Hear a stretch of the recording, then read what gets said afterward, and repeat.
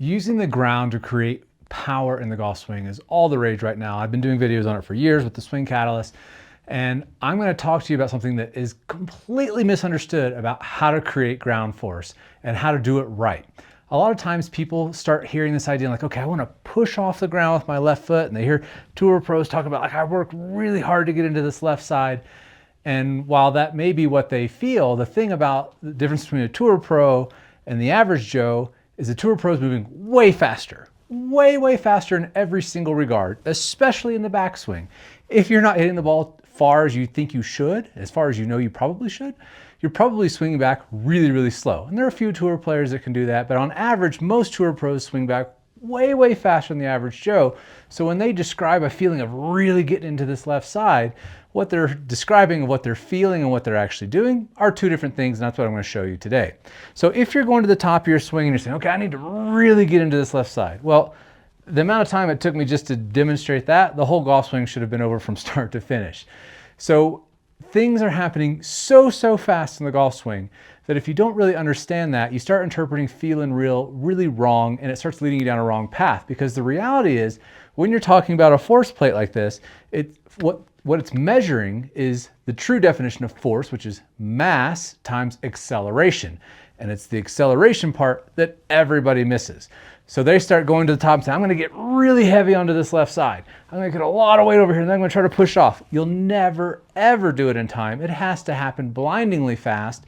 And a better way of thinking about creating force and getting the club to release using your legs and body to help and use the ground to help leverage your wrists is really thinking about speed and quickness and jumping, because that's where you're actually going to generate real force. So don't think about going to the top and sitting into this left side.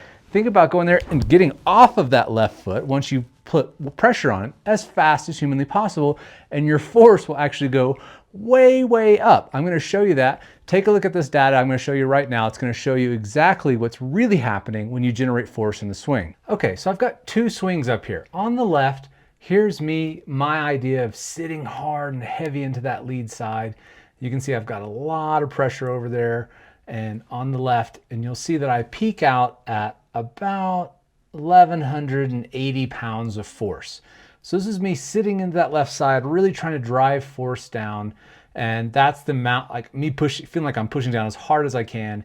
You can see at about the same point in the swing, I've still got about 82% of my pressure on the same on both swings, so it's a good comparison from one to the other. But while I have 1,180 pounds of force on the left, here I have 1,400.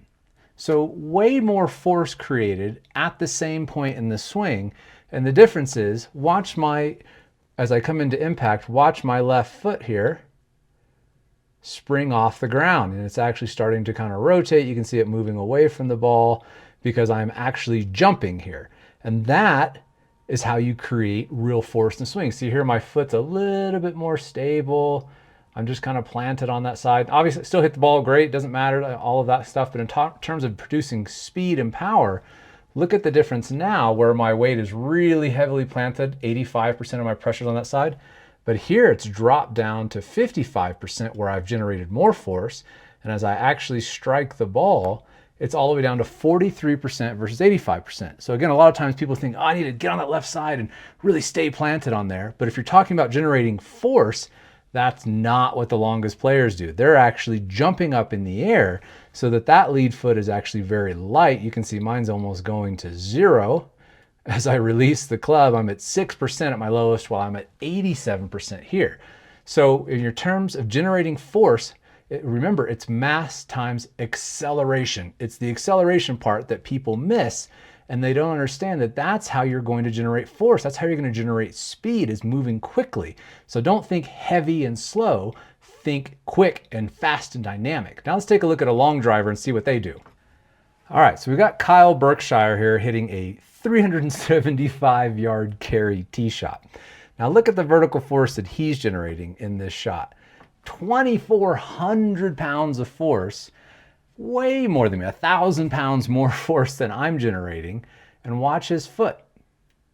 He's already at 0%. He's off the foot, 0 pressure. It's in the air. 100% of his pressure is hanging back here on his toe because he's literally jumping up in the air to help create the speed, to help create some parametric acceleration, to create some hip rotation, to create that vertical force that you can leverage the ground to release the wrist more aggressively. And of course, he's nuking this ball. So again, think in terms of speed, not in terms of heavy weight. And I've got a full video series I did on the Swing Catalyst showing you exactly what the greats are doing in their swing. So click the link down in the description. It's going to help you understand how to generate real force in the swing and start getting that power that's missing in your game. And if you like this video, please click that link and subscribe button down below.